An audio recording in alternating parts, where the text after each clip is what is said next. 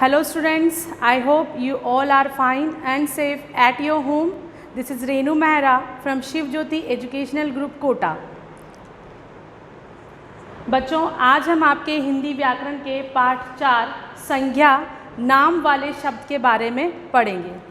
तो बच्चों, जब आप अपने चारों तरफ देखते हैं तो आपको बहुत सी वस्तुएं नज़र आती हैं, बहुत से व्यक्ति नज़र आते हैं।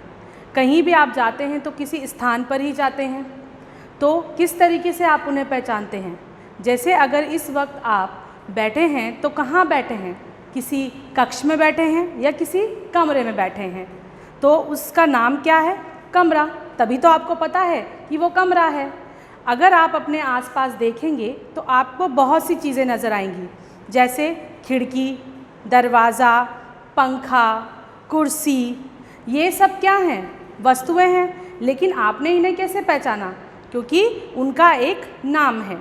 इस वक्त आपके हाथ में एक पुस्तक भी होगी और पेंसिल भी होगी, उसे भी आप कैसे पहचान रहे हैं? नाम से।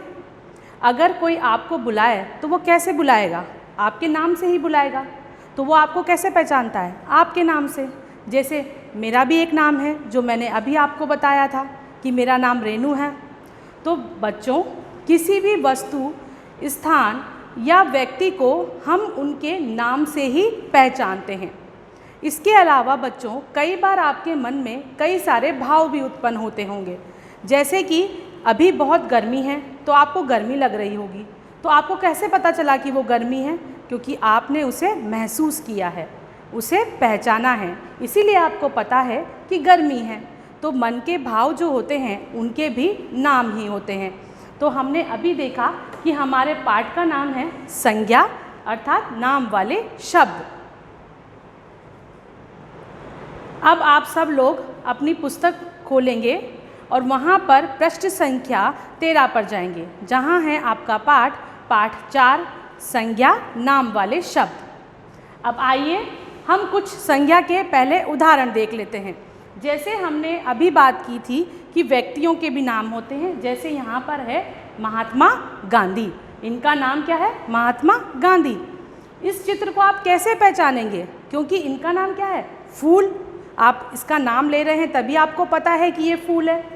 हरियाली, आपको हरा हरा दिख रहा है। बरसात का मौसम है बच्चों, बारिश जब होती है तो सब जगह हरियाली सी छा जाती है, तो ये हरियाली क्या है? मन का भाव है। हवा महल, ये एक इमारत है, लेकिन इसका नाम क्या है? हवा महल। तभी आप इसे पहचान पाते हैं। हंसी, कभी कभी आप कुछ अच्छी चीज़ सुन लेते हैं तो आपको बहुत हंसी आती है ना, तो हंसी भी क्या होती है? मन का भाव होता है। पक्षी, आपको कैसे पता चला कि ये पक्षी है? क्योंकि इसका नाम क्या है? पक्षी है। तो आइए हम संज्ञा की परिभाषा देखते हैं। किसी व्यक्ति, वस्तु, स्थान अथवा भाव के नाम को संज्ञा कहते हैं। किसे कहते हैं? व्यक्ति, वस्तु, स्थान अथवा भाव के नाम को संज्ञा कहते हैं। जैसे हम यहाँ कुछ उदाहरण देखते हैं व्यक्तियों के नाम, जैसे राम, राधिका, माता। वस्तुओं के नाम पतंग, किताब, गिलास। स्थान के नाम घर, विद्यालय, जयपुर। मन के भाव मधुरता, लंबाई, मिठास। अब हम देखते हैं संज्ञा के भेद। तो संज्ञा के कितने भेद होते हैं बच्चों? संज्ञा के 3 भेद होते हैं। पहला है व्यक्तिवाचक संज्ञा, जातिवाचक संज्ञा और भाववाचक संज्ञा। अब हम बात करते हैं व्यक्तिवाचक संज्ञा की। तो बच्चों, अगर मैं कक्षा में पढ़ा रही हूँ और मुझे अगर किसी विद्यार्थी को बुलाना है और उससे कहना है कि इधर आओ और यहाँ बोर्ड पर इस प्रश्न का उत्तर लिखो, तो मैं अगर उसे कहूँ कि विद्यार्थी इधर आओ, तो आपको कैसे पता चलेगा कि मैं किसे बुला रही हूँ? क्योंकि कक्षा में बैठे सभी बच्चे क्या हैं? विद्यार्थी हैं। लेकिन अगर मैं कहूँ विनोद इधर आओ, तो फिर वहाँ से कौन आएगा? सिर्फ विनोद नाम का विद्यार्थी ही आएगा। तो यहाँ पर जो विनोद है वो क्या हुआ? उसका विशेष नाम हुआ। अगर मैं आपसे पूछूं कि आप कहाँ रहते हैं, तो आप क्या कहेंगे? कोटा शहर में रहते हैं। तो यहाँ पर आपके शहर का नाम क्या है? कोटा। तो कोटा क्या हुआ? उस शहर का विशेष नाम हुआ। जैसे यहाँ देखिए सचिन तेंदुलकर, इस चित्र में जो है उसका नाम क्या है? सचिन तेंदुलकर। तो ये जो है इसका विशेष नाम हुआ। यहाँ एक पुस्तक भी है। पुस्तकें तो बहुत सारी होती हैं, लेकिन इस पुस्तक का नाम क्या है? रामायण। तो इसका विशेष नाम क्या हो गया? रामायण। उसी तरह ये आपको इमारत दिखाई दे रही है। इमारतें तो बहुत सारी होती हैं, लेकिन इस इमारत का नाम क्या है? ताजमहल। तो इसका विशेष नाम क्या हुआ? ताजमहल।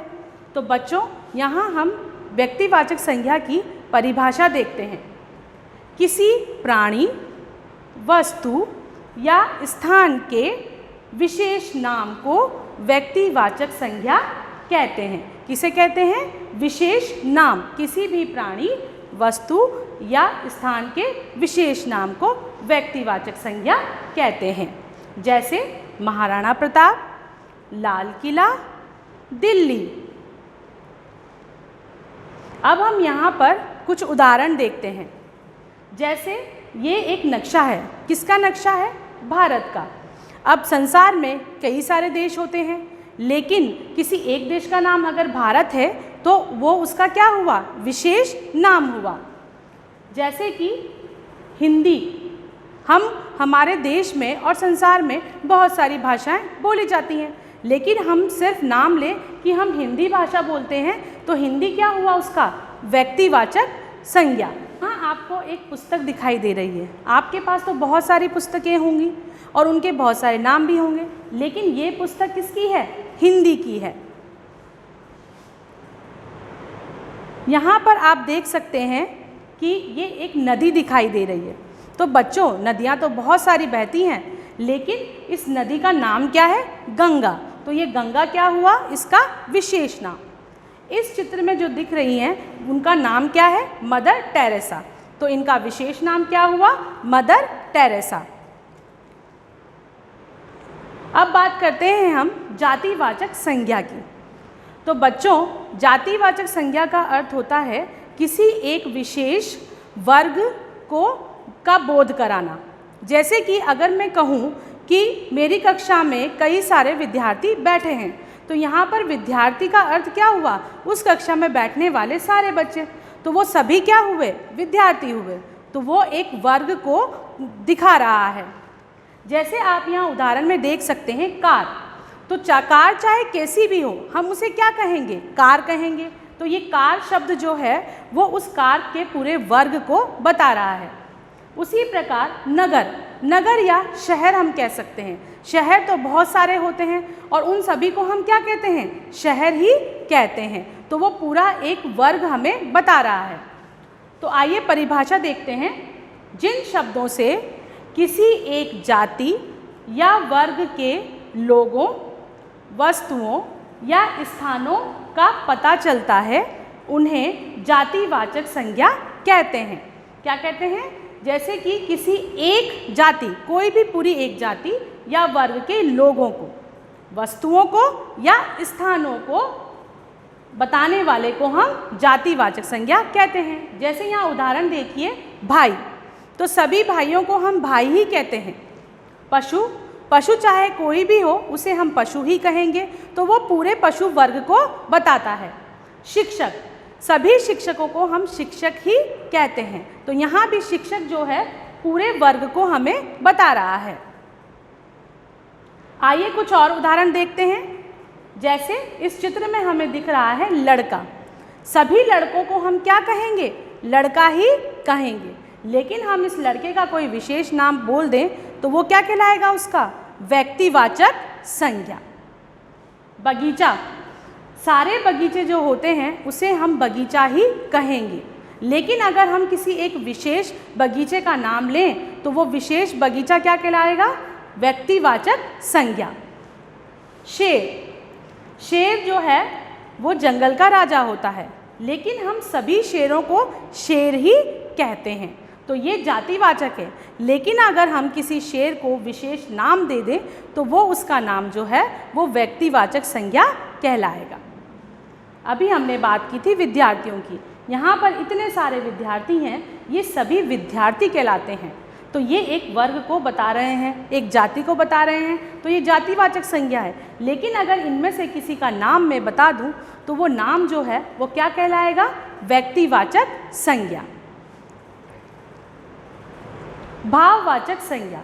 बच्चों, मैंने आपसे शुरू में ही कहा था कि हम सबके मन में भाव उत्पन्न होते हैं और कई सारे भाव आते हैं। जैसे हमने पढ़ा था हंसी, जब हमें कुछ अच्छी चीज़ सुनने को मिलती है तो हमें हंसी आ जाती है, या फिर कभी कभी हमें कुछ बुरा लगता है तो हम दुखी हो जाते हैं। तो ये सब क्या हैं? हमारे मन के भाव हैं और इन सब के नामों को हम क्या कहते हैं? भाववाचक संज्ञा। जैसे कि यहाँ पर आप देख सकते हैं, ये एक बूढ़ा आदमी है, तो ये किस अवस्था में है? बुढ़ापा। कौन सी अवस्था है ये? बुढ़ापा। तो ये क्या हुआ? इसकी भाववाचक संज्ञा। मित्रता, सभी के मित्र होते हैं और सभी के बीच में दोस्ती होती है और उसे हम क्या कहते हैं? मित्रता कहते हैं। तो ये मित्रता क्या है? हमारे मन का भाव है। तो परिभाषा देखते हैं।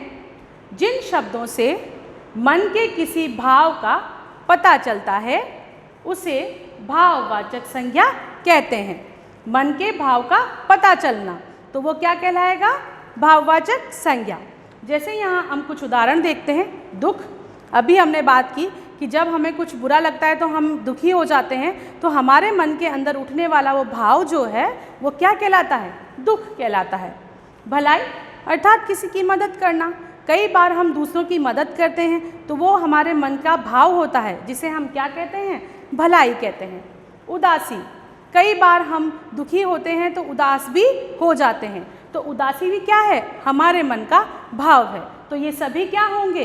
भाववाचक संज्ञा। आइए कुछ और उदाहरण भी देख लें हम भाववाचक संज्ञा के। जैसे सर्दी, थोड़ी देर पहले मैंने आपको बताया था कि अभी गर्मी का मौसम है तो हमें गर्मी लगती है, तो वो गर्मी क्या था? हमारे मन का भाव। उसी तरीके से जब सर्दी आती है तो हमें सर्दी लगती है, तो वो सर्दी भी क्या है? हमारे मन का भाव है। बचपन, अभी आप छोटे बच्चे हैं तो ये आपकी अवस्था जो है वो क्या कहलाती है? बचपन कहलाती है। तो ये भी क्या है? आपके मन का भाव है। सुंदरता, कई बार हम बहुत सारी चीज़ें देखते हैं जो हमें बहुत अच्छी लगती हैं और बहुत सुंदर भी लगती हैं, तो हम उसे क्या कहते हैं? सुंदरता। वो भी क्या हुआ? हमारे मन का भाव। क्रोध अर्थात गुस्सा, कई बार कुछ गलत होता है तो हमें बहुत तेज गुस्सा आ जाता है, तो उस गुस्से को क्या कहते हैं? हम क्रोध कहते हैं। और वो क्रोध भी क्या है? हमारे मन का भाव है। वो गुस्सा भी हमारे अंदर से ही आता है, इसीलिए वो हमारे मन का भाव कहलाता है। दया, कई बार हम दूसरों पर दया करते हैं, कोई हम पर भी दया करता है, तो ये दया जो है वो भी क्या है? हमारे मन का भाव। तो ये भी क्या हुआ? भाववाचक संज्ञा। वीरता, सैनिक जो होते हैं वो वीर होते हैं और पूरी वीरता के साथ लड़ करके हमारी रक्षा करते हैं, तो ये जो है वीरता, वो भी क्या हुआ? उनके मन का भाव। तो ये भी हो गया हमारा भाववाचक संज्ञा।